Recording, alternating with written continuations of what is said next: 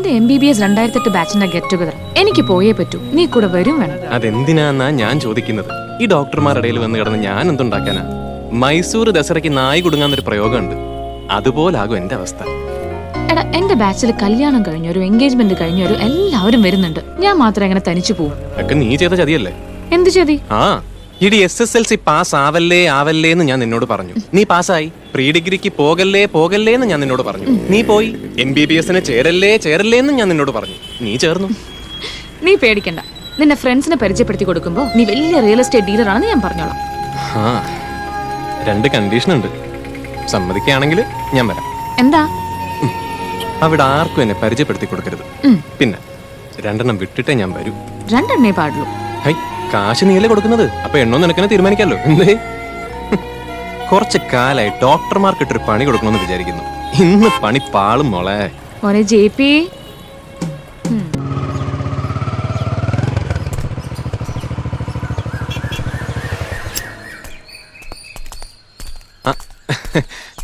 സാറേ, ഇതങ്ങോട്ട് പിടിച്ചോളി. 5 ലക്ഷം ഉണ്ട്, ഒരു token.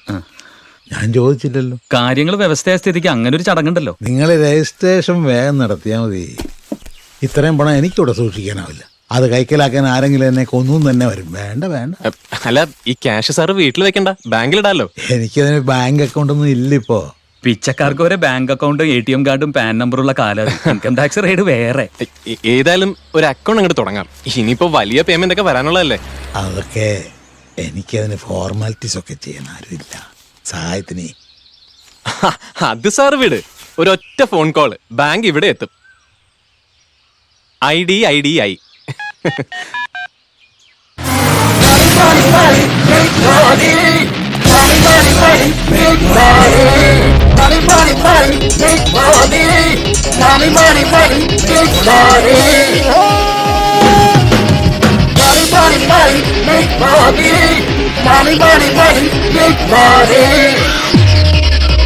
Need all your money, I never tell you honey. Grab all your body and treat you like a honey. We need all your money, I never tell you honey. Grab all your money and treat you like a honey. Make money. Make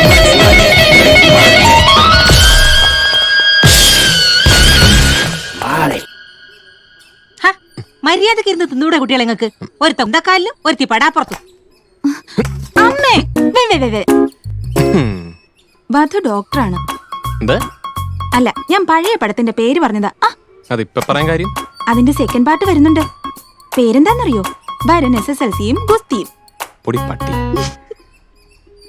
ബീനയുടെ വീട്ടുകാരെ സമ്മതിച്ചിട്ട് ഈ കല്യാണം നടക്കുമെന്ന് വല്ല പ്രതീക്ഷയുണ്ടോ? അവളുടെ അച്ഛൻ ജീവിച്ചിരിക്കുന്നിടത്തോളം കാലം യാതൊരു പ്രതീക്ഷയ്ക്കും വകയില്ല. അയാൾ ഈ അടുത്ത കാലത്തൊന്നും ചാവൂന്നുള്ള യാതൊരു പ്രതീക്ഷയും വേണ്ട. ചാകാൻ പരിപാടിയൊന്നും ഇല്ലെങ്കിൽ തട്ടിക്കളെ ആരെങ്കിലും വിട്ടു. ആരാ? പ്രദീപേ. കൊലപാതകം ആസൂത്രണം ചെയ്യുമ്പോഴേക്കും പോലീസ് എത്തിയോ? എന്താ യൂണിഫോമില്? വായിരിക്കും, ചായ കഴിക്കാം. അമ്മേ, ഓൺ ഡ്യൂട്ടിയാ. നീ അത് കഴിച്ചു കഴിഞ്ഞിട്ട് വാ. ചെറിയൊരു പ്രശ്നമുണ്ട്. എന്താടാ പ്രശ്നമെന്ന് വെച്ചാ പേടിക്കാനൊന്നുമില്ല. ആ നടക്കാവിലെ പ്രോപ്പർട്ടി വിറ്റിന്റെ ചെറിയൊരു ഇഷ്യൂ. എനിക്ക് ഡീറ്റെയിൽസ് ഒന്നും അറിയില്ല.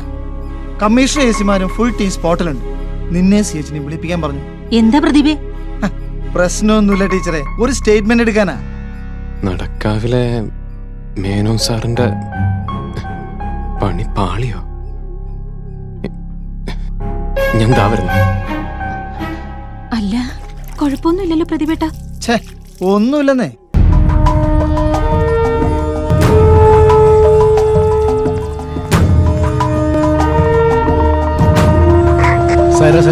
നടക്കാവ്.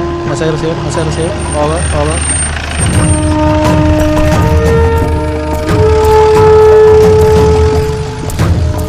വിജയ സർ, എന്താ സംഗതി?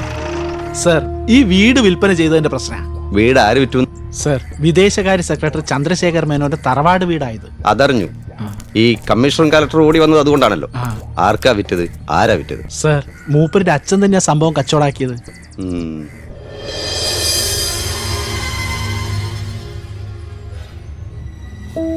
Yes, of course. Biologically, he is my father. എൻ്റെ അച്ഛൻ തന്നെയാണ് അദ്ദേഹം. ദിസ് അച്യുത മേനോൻ. എൻ്റെ ഒരു സ്കൂൾ ഫൈനൽ കാലത്ത് വീട് വിട്ടുപോയ അദ്ദേഹത്തെ പിന്നെ ഞാൻ കാണുന്നത് അമ്മയുടെ ബോഡി ബറി ചെയ്യുമ്പോൾ ശ്മശാനത്തിൽ വെച്ചാണ്, കാഴ്ചക്കാരുടെ കൂട്ടത്തിൽ. അപ്പോഴേക്കും ഞാനും അനിയത്തിയും അറിഞ്ഞിരുന്നു അച്ഛനും അമ്മയും ലീഗലി സെപ്പറേറ്റഡ് ആയിരുന്നു വർഷങ്ങൾക്ക് മുമ്പ് എന്ന്. പക്ഷേ അമ്മ അത് ഞങ്ങളെ അറിയിച്ചിരുന്നില്ല. എനിവേ, അനിയത്തി US-ലേക്കും ഞാൻ ഡൽഹിയിലേക്കും തിരിച്ചു പോകുന്നതിന് മുമ്പ് അദ്ദേഹം വീണ്ടും കാണാമെന്ന്. താമസിക്കാൻ ഒരു ഷെൽട്ടർ വേണമെന്ന് പറഞ്ഞപ്പോഴാണ് ഇവിടെ തങ്ങിക്കോളാൻ ഞാൻ അനുവാദം കൊടുത്തത്. ഇപ്പോൾ ലക്കിലെയാണ് ഞാൻ അറിഞ്ഞത് ഇത് വിൽക്കാൻ അദ്ദേഹം നടത്തിയ plan. But he can do this. അതിന് അദ്ദേഹത്തിന് യാതൊരു അധികാരവും അവകാശവുമില്ല. ഒരു ബയർ വന്ന് ടോക്കൺ അഡ്വാൻസ് എന്തോ കൊടുത്തു എന്നാ അറിഞ്ഞത്. 5 lakhs.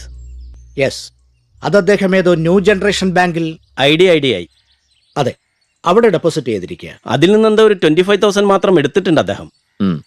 അത് ആ ബയേഴ്സിന് തിരിച്ചു കൊടുക്കണം. ആ 25,000 ഞാൻ തരാം. സർ, സർ, ആ കക്ഷികൾ വന്നിട്ടുണ്ട്. സ്ഥലം മേടിച്ചു എന്ന് പറയുന്ന. വിളിക്കേ. സർ,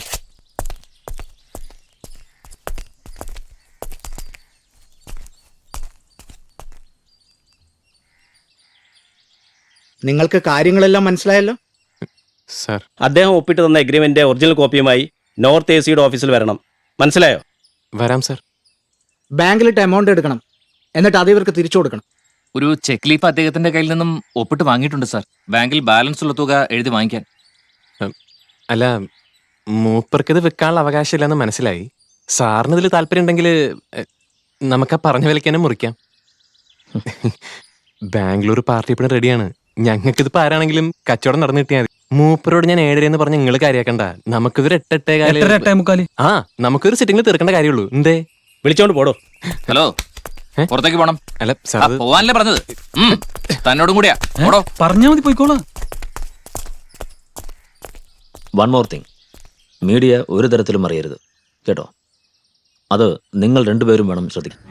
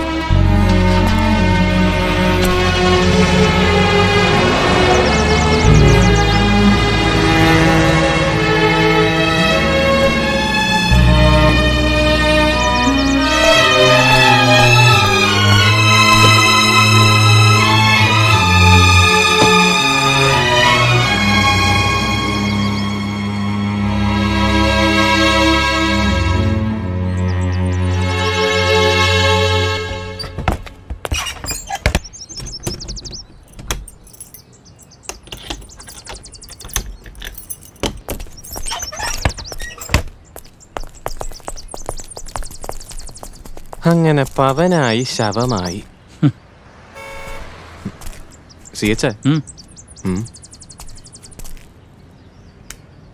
ഒരു തേമ്പങ്ങ് തേമ്പിയാലല്ല ഇരിക്കും. നോക്കിയേ, കാർക്കോടകൻ.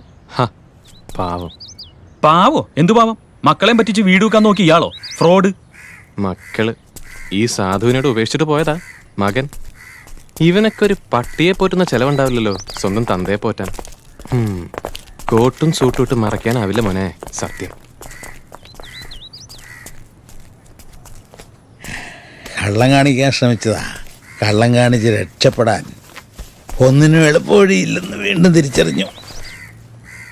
നിങ്ങളോട് ചെയ്ത തെറ്റിന് ശിക്ഷ എന്താണെന്ന് വെച്ച് തരാം. തല്ലരുത്, വേദന ഭയന്നല്ല. ചത്തുപോയാലേ നിങ്ങൾ കുട്ടികൾ പിടിയില്ല. അത് വേണ്ട. എങ്ങോട്ടാ അറിയില്ല. റെയിൽ പാളങ്ങളുണ്ടല്ലോ നീണ്ടു കിടക്കുന്നു. അത് യാത്ര പോകാനും യാത്ര അവസാനിപ്പിക്കാനും രണ്ടിനും പറ്റും. ഏതെന്ന് തീരുമാനിച്ചിട്ടില്ല.